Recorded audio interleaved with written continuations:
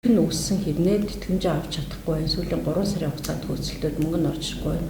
Хуваар нь гарсан хэрнээ гэсэн гомдол нэлээд их байх шиг байна. Олон нийтийн сүлжээгээр их явж байгаа юм ярианууд. Тэг яг энэ дэр тайлбарах гэж танд хандж байгаа юм. Ер нь яагаад ийм байдал төрсөн? Эсвэл ер нь гэж удаан хүлээж авдаг юм уу ажилтнуудын тэтгэмжийг? Хуульдаа ямар заалт өгд юм бэ? Гэдэг талаар та тайлбарлаж. За, ажилтнуудын тэтгэмжийн хувьд нийгмийн даатгалын бас томоохон үйлчилгээний нэг л дээ.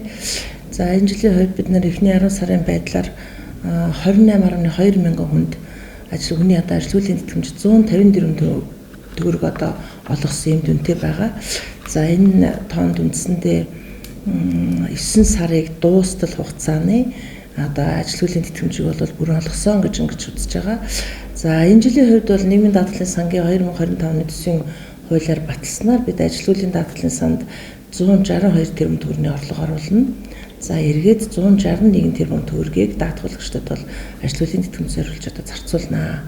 За, зүгээр ерөнхий дөр одоо байдлыг ингээд аваад үзэхээр ажилтнуудын тэтгэмж авагчдын тоо бол гарсан хүсэж байна.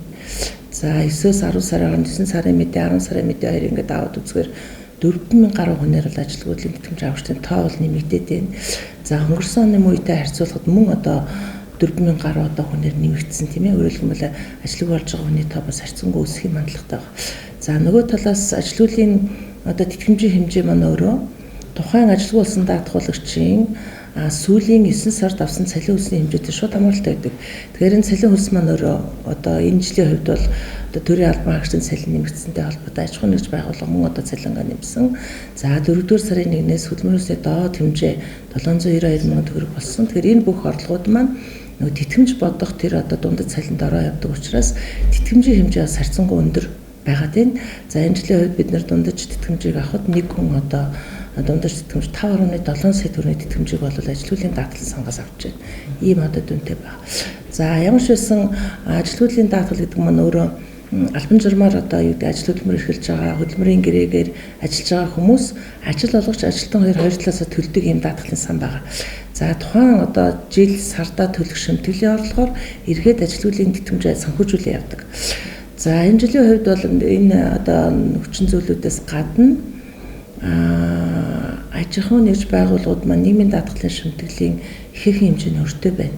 За, нийгмийн даатгалын байгууллагууд өнөөдөр 61 мянган ажил олгогч бүртгэлтэй 1.2 сая хүн. За, үүнээс 160 орчим мянган сайн дураар даатгуулагч. За, 1.1 сая хүн нь бол албан журмаар даатгуулж байгаа давхарцсан тоогоор ийм мэдээтэй. Тэгэхээр энэ одоо байгууллагуудаас аж ахуйн нэгжүүдээс 35 мянган тодорхой хэмжээний шимтгэлийн өртөө байна. За, нийгмийн даатгалын ерөнхий хууль зааснаар ажил олгогч ажилтныхаа цалинг одоо олгоод тухайн сарын шимтгэлийг сартаа багтааж төлөх үүрэгтэй. За, тэгээд одоо энэ сарын тайлан мэдээг дараа сарын 5-ны дотор өгөх ийм одоо үүрэгтэй байна. Тэгэхээр ажил олгогчд маань шимтгэлээ хуулиар тогтоосон хугацаанд бүрэн төлөхгүй байна. Хэсэгчлэн төлж байна, бүр огт төлөхгүй байна. Тэгээд тийм учраас одоо 10 сарын мэдээгээр 600 гаруй тэрбум төгрөгийн шимтгэлийн үр бол 35 мянган ажил олгогчд байна. Тэгэхээр энийг би яагаад хэлж байгаа гэхээр шимтгэлээ бүрэн төлөхгүй болохоор нөгөө даатгалын сангууд маань одоо бас орлого бүрдэх ёстой. За, ажилтнуудын даатгалын хувьд одоо харьцангуй бас онцлог даатгалын төрөл байгаа. Яагаад гэж хэлж байгаа гэхээр хамгийн бага одоо хувь хэмжээгээр орлого нь бүрддэг. Ажил олгогчны цалингийн сангаас 0.5%-аар, ажилтан 0.2%-аар ингээд нийтдээ 0.7%-аар шимтгэлийн орлого бүрддэг байгаа. За, эргээд нэг даатгуулагчд олгох одоо ажилтнуудын тэтгэмжийн хэмжээ 9 сарын дундад цалингийн 50%-аас эхэлж байгаа. За, дээрэс нь ямар шалтгаанаар одоо ажлаас чөлөөлөгдснөөс үл хамааран бол одоо нийтдээ 24 сар шимтгэл төлсөн, үүнээс ажилгүй болохын өмнөх 9 сард нь тасралтгүй төлсөн одоо даатгуулагч ямар нэг шалтгааны улмаас тэр бивэл одоо өөрөө тийм ээ өөрийн хүслээр ажлаас чөлөөлөгдсөн тохиолдолд ажилтнуудын тэтгэмж авах хэрэг нээлттэй байна. Тийм учраас энэ нөгөө бас хамрах хүрээ нэмэгдэж байна. За, орлого бас одоо юу гэдгийг ажил олгогчдын бас нийгмийн даатгалын харилцаанд ажил олгогч, ажилтан засгийн газрын 3 талаас оролцож байгаа. Ажил олгогч маань нийт орлого нь 50 гаруй хувь бүрдүүлж байгаа. Тэгэхээр шимтгэлийн өртөө яваад байхаар ажилтнуудын даатгалын сангийн орлогын хувьдаас хамгийн бага хувь хэмжээтэй учраас орлогын бүрдүүлэлт бол харьцангуй бас тийм бага байгаа. Гэхдээ нийгмийн даатгалын байгууллагын зүгээс бол одоо бүх 21 аймаг 9 дүүрэг дээр төвлөрч байгаа тэр орлогыг ажил олгогч шимтгэлээ төлж байна. Эндээ төв одоо төвлөрүүлээд буцаагаад одоо шаардлагатай төсвийн дагуу шаардлагатай хэрэгцээг нь тооцоод орлого орох бүрд бид нар одоо энэ ажлын даатгалын сангийн санхүүжилтийг бол өгөө явж байна. За нийт одоо улсын хэмжээнд 9 сарын зөвхөн одоо 9 сарын тэтгэмж өгсөн дүнтэй биш. Зарим аймагуудад бол жижиг дүүргүүд одоо тийм ээ Баханга, Багнуур, Налаах дүүрэг байж байна. За аймагуудаас одоо Булган аймаг гэдэг энэ аймагуудын хувьд бол 10 сарын тэтгэмжээ өгчихсөн ийм үзүүлэлттэй байгаа. Өөрөөр хэлэх юм бол даатгуулагч хууль заасны дагуу ажлын 76 өдрийн тэтгэмж авах ёстой.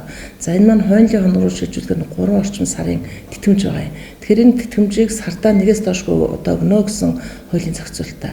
Тэгэхээр нэг одоо өргөдөл хүсэлт гаргасан даатгуулагчид ингээд 3 хувиар үүсэж байгаа юм. За 9 сард одоо ирэх нь үүссэн бол 9 сар 11 сард өгнө хуваарийн дагуу тийм ээ. 10 сар шинээр одоо ирэх үүсэж байгаа бол 10 11 12 сард ингээд өгöd яв. Тэгэхээр энэ хуваарийн дагуу бол үндсэндээ олгогдоо явж байна. Гэхдээ мэдээж одоо орлогын төлөвлөлтөд шууд хамааралтай учраас бид нар орлогоо аль болох одоо оруулах. За одоо энэ эх 7 хоногт бол 11 сарын нэг ажил болгоч сардаа багтаа шимтлээ төлөх ёстой учраас 11 сарын орлого үндсэндээ эх 7 хоногт бүрдэнэ. За эндээсээ ажилгүйдлийн тэтгэмжээ бас одоо 50-д явах юм одоо боломж бол байгаа гэж харж байгаа. Одоо яг одоо ажилгүйдлийн тэтгэмж авахар хүсэл гаргачаа. Тэгээ одоо авч чадаагүй байгаа хүн тийм үү? Яг хуулийн хугацаанд авч чадаагүй нэг хөндлөх гарч байгаа хүн хэр олон байна? За ер нь бол бид нар 28.2 мянган хүний тэтгэмжийг өгсөн. 9 сард бүрэн өгсөн гэсэн үг. За 10 сарын 1-ээс шинээр одоо ажилгүй болоод манай төсөлд гаргасан. За 11 сартаа нийлээд 4675 хүн байна. За энэс 3600 гаруй 10 сар төсөлтөө өгсөн. Өөрөөр хэлбэл цоо шинээр дээрх нь үссэн. За 1000 одоо 2000 гаруй нь болохоор 11 сард одоо хүсэлтээ өгсөн юм хүмүүс байж байна. Тэгэхээр энэ хүмүүсийн хүсэлтийг бол хүлээж авсан, тэтгэмжийн бодолд бол хийгдсэн, хуваар үссэн юм байдалтай байна. Өгөхөд бол асуудал биш. Ажилгүйдлийн даатгалын сан гэдэг тустай байгаа тийм. Энэ сангийн хөрөнгийг одоо энэ сан төлөрсөн хөрөнгийг бол ийм даатгалын өөр ямар нэг үйлчлэгийн зарцуулах боломж байхгүй. Ямар ч боломжгүй нийгмийн даатгалын сан маань өөрөө за 5 төрөлтэй эрүүл мэндийн даатгал бол тусдаа явж байна. Тэгэхээр нийгмийн даатгалын байгууллагын орлогыг нь бол бүрдүүлээ. За үлдсэн тэтгэврийн, тэтгэмжийн, үйлдвэрлэлийн осол мэргэжил шалтгаалсан өвчний ажилгүйдэл ингээд 4 төрөл үндэс. Тэгээ энэ 4 төрлийн даатгалын сан маань өөрөө хуулиар тогтоосон тодорхой хувьтай ажил олгогч ямар хувиар төлөх үү, сайн дураар даатгалагч ямар хувиар төлөх үү тийм ээ. Тэгэхээр тухайн хувиар сангууд бүрдэнэ. За нийгмийн даатгалын ерөнхий хуулиар бол сан хооронд шилжүүлэн зарцуулах, зориулт бусаар зарцуулахыг хориулчихсан байна. Тэгэхээр ажилгүйдлийн даатгалын сангийн орлогыг ямар нэг одоо өөр төрлийн зүйлд зарцуулах ямар ч хэрэгцээ зохицуулт байхгүй. Энэ өөрөг боломжгүй. Сангийн орлого орох бүрд бид нар хуваарлаа явж байгаа.